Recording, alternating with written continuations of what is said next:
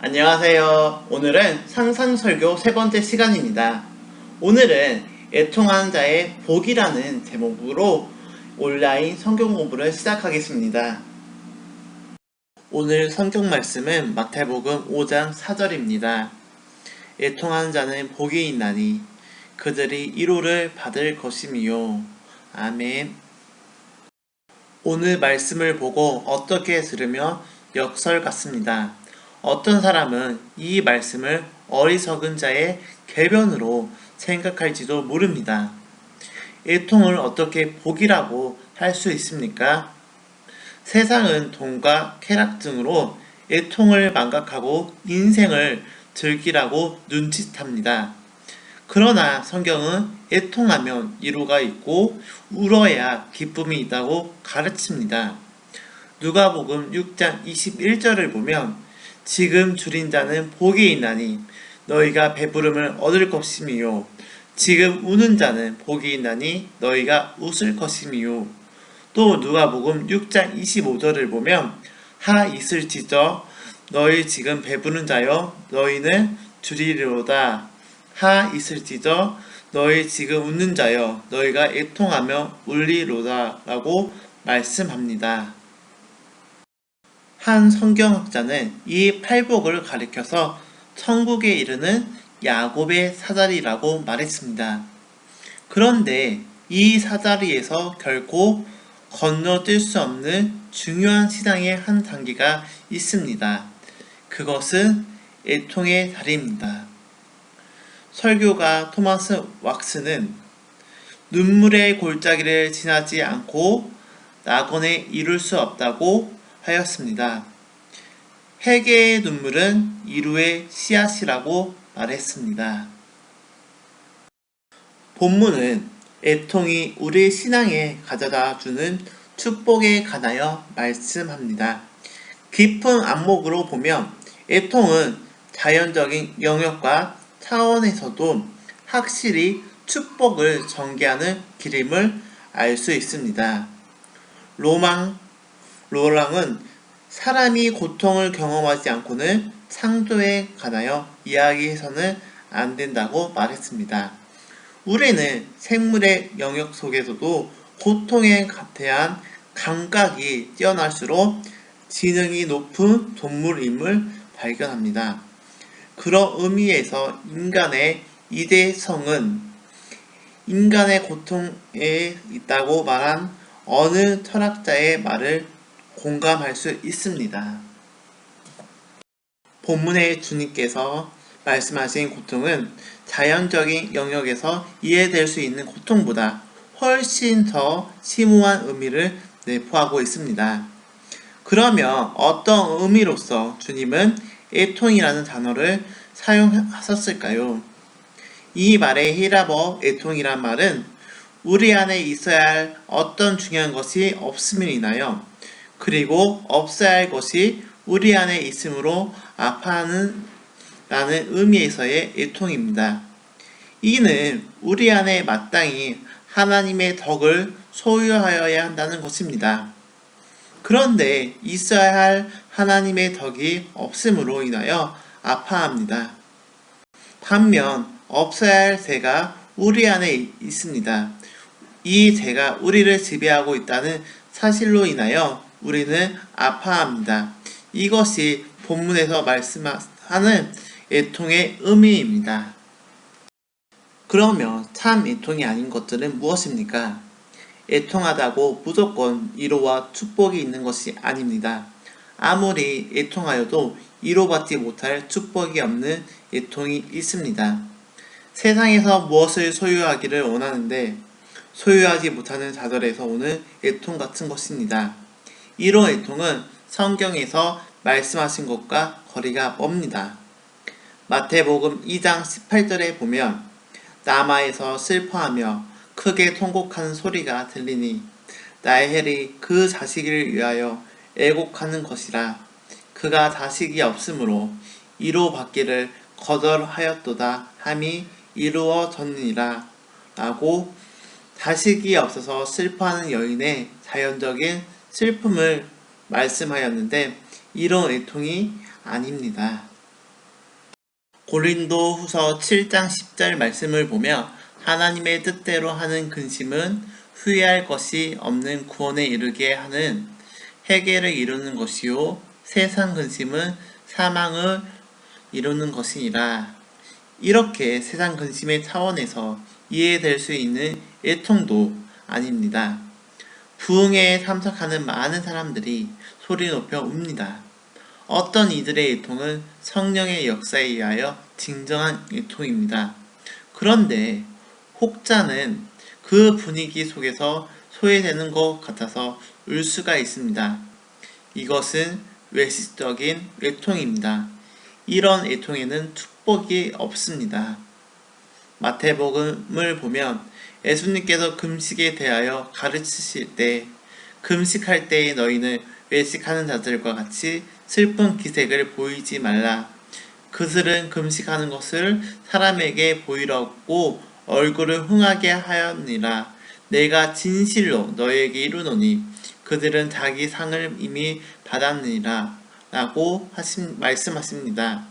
이렇듯 외적인 경건으로 내적인 것을 대신해 보려는 외식적인 의미의 애통도 본문에서의 말씀하는 것과 상관이 없습니다. 죄의 결과로부터 오는 두려움의 애통이 있을 수 있습니다. 마태복음 27장에는 두려워하고 있는 유다의 얼굴이 있습니다. 그는 자기의 죄 때문에 두려워합니다. 그리고 그의 죄를 뉘우칩니다. 그러나 유다는 회개하고 있는 것이 아닙니다. 성경에서 말씀하는 진정한 의미의 회개는 아파하면서 주님께로 나오는 것입니다. 그러나 유다는 단순히 뉘우치며 그것이 가져오는 자기의 잘못에 대한 두려움으로 인하여 애통하는 마음을 갖습니다. 저번 강의 시간에 말씀드린 마태복음 5장 3절에서는 심령이 가난한 자에 대하여 말씀을 하시면서 이 가난은 철저하게 영적인 가난이라는 것을 강조하였습니다. 마찬가지로 이 애통도 영적인 것입니다. 참으로 애통해야 할 것을 애통하는 가치 있는 애통을 가르치고 있습니다. 우리가 살고 있는 이 시대는 울지 않은 것을 인하여 울고 있으며 반면에 울어야 할 것을 인하여서는 오히려 울지 않고 있는 왜곡된 가치관을 갖고 있습니다. 그러면 주께서 애통하는 자는 복이 있다 라고 말씀하실 때 참 애통의 의미는 무엇입니까? 애통의 참 의미는 죄에 대한 애통입니다. 시편 51편 3절에서 다윗은 이렇게 말합니다. 물은 나는 내 죄가를 아노니 내 죄가 항상 내 앞에 있나이다. 다윗은 하나님 앞에서 자기의 죄를 보았습니다. 그리고 하나님과 올바른 관계를 맺지 못하는 자신의 모습을 보면서 아파하며 주께로 돌아가기를 열망합니다. 자신의 죄로 인하여 다윗은 아파하고 있습니다. 이것이 성경에서 말하고 있는 애통입니다. 하나님의 눈으로 자기 자신을 바라보는 사람은 더 이상 오만할 수 없습니다. 그는 가난해질 수밖에 없습니다. 그리고 이 가난함에 대한 인식과 함께 애통이 시작됩니다.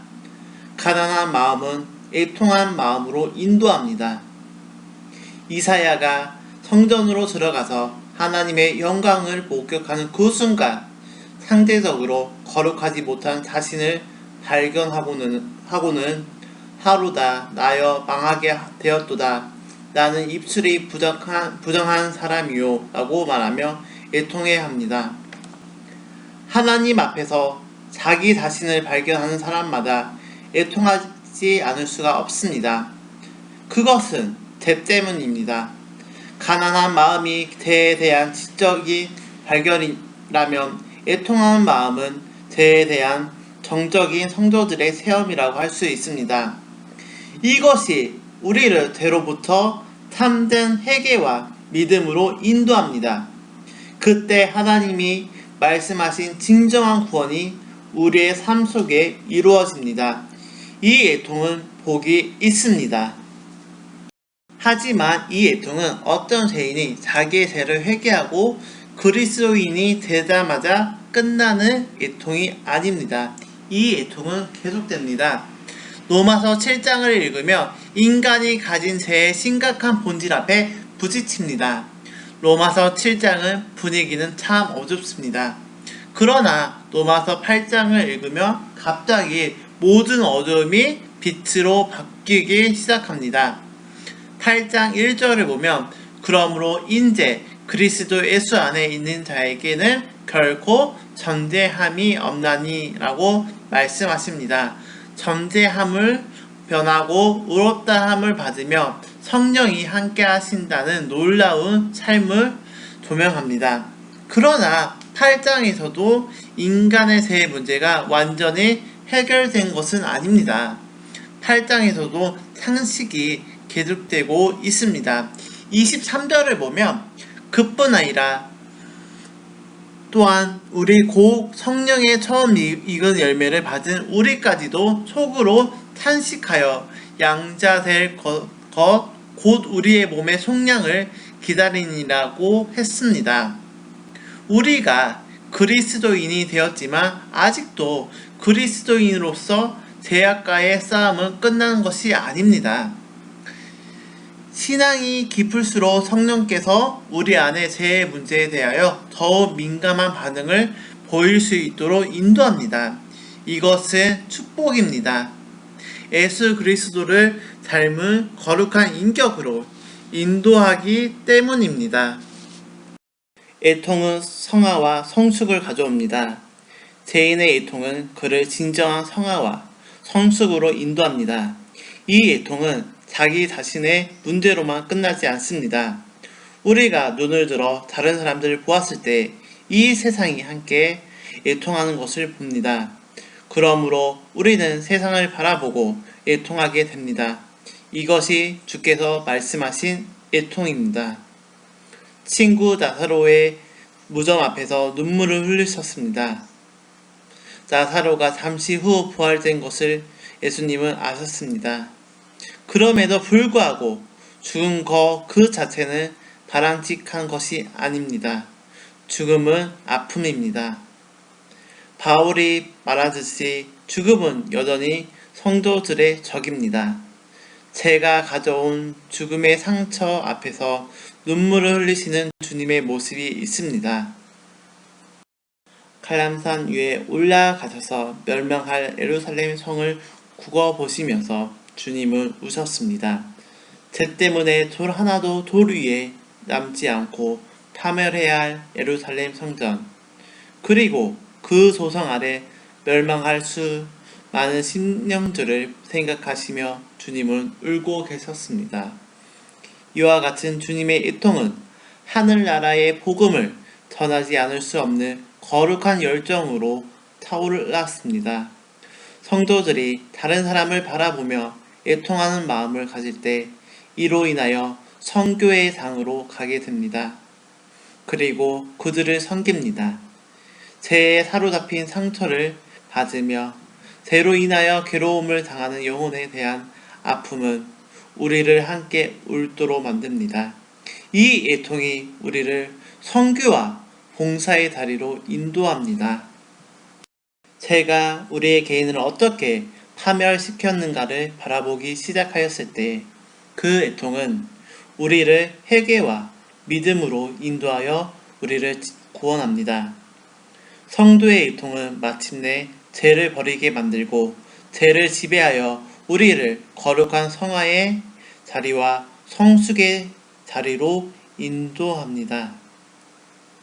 또한 우리의 시선을 다른 데로 돌려서 이 죄가 다른 사람들을 괴롭히고 멸망시키는 것을 아파하는 애통은 우리로 하여금 그들을 향하여 복음을 전하도록 만들고 그들을 섬기는 봉사의 자리에 서도록 합니다.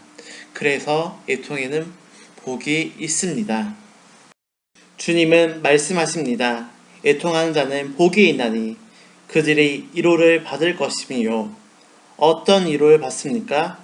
곁에라는 전치사와 부르다라는 동사가 결합되는 것입니다. 곁에 부름을 받아서 누군가가 서 계신다. 주님은 성령님을 보혜사라고 말씀했습니다. 이 보혜사란 말이 바로 똑같은 말입니다. 곁에 부름을 받아서 서 계신 분, 바로 성령님입니다. 예수님이 보내신 성령님은 바로 우리 곁에 계신 분이십니다. 여기 이루하다는 말이 이와 같은 단어로 쓰여졌습니다. 성도님들, 주님께서 곁에 계신 것을 경험하십니까? 진정한 주의 이루를 발견하십니까? 한 영혼이 자기의 죄를 직시하며 그 죄에 대면하여 참으로 아파하는 바로 그곳에 주님의 임재가 있습니다. 용서와 치유와 그리고 은혜의 주님이 우리 곁으로 다가오신 것을 발견할 수가 있습니다. 시편 기사는 여호와는 마음이 상한 자를 가까이 하시고 충심으로 청해하는 자를 구원하시는도다고 말합니다. 그리고 하나님께서 구하시는 제사는 상한 심령이라 하나님이여 상하고 청해하는 마음을 주께서 멸시하지 아니하시니이다 라고 했습니다. 성사학자는 애통하다는 말을 쉬운 말로 바꾸며 자신에 대해서 깨어지는 체험이라고 말했습니다. 우리 안에 없어야 할 것으로 우리 속으로 가득 채우고 있어야 할 그것은 없는 자신을 바라보면서 하나님 앞에서 깨어질 때 그 순간 하나님은 우리를 사로잡습니다. 그리고 우리를 다시 만들기 시작합니다. 이 깨어지는 체험이 없이는 아무도 하나님 앞에서 새롭게 될 수가 없습니다. 하나님의 덕으로 채워져야 할 우리 영혼이 죄로 말미암아 더럽혀지고 부패하여 오염된 것을 바라보는 순간 우리는 애통할 수밖에 없습니다. 그때 하나님의 역사는 시작됩니다. 바울은 이 세상의 근심은 사망을 이루지만 하나님의 뜻대로 하는 근심은 후회할 것이 없는 회개와 구원을 가져온다고 말합니다. 지금 이 세대를 살고 있는 현대인의 가장 커다란 고민은 근심하지 말아야 할 것을 인하여 근심하고 근심해야 할 중대한 문제에는 근심이 결핍되어 있다는 사실입니다. 제 문제로 고민해 보셨습니까? 거룩한 이루의 손길로 우리를 다시 만들어주시는 하나님 안에 사는 사람들은 주님의 말씀에 공감하며 이렇게 고백할 수가 있습니다. 애통하는 자는 복이 있나니 그들이 위로를 받을 것이며 하나님의 따뜻한 손길로 위로받는 성도님들이 다 되시길 간절히 소망합니다.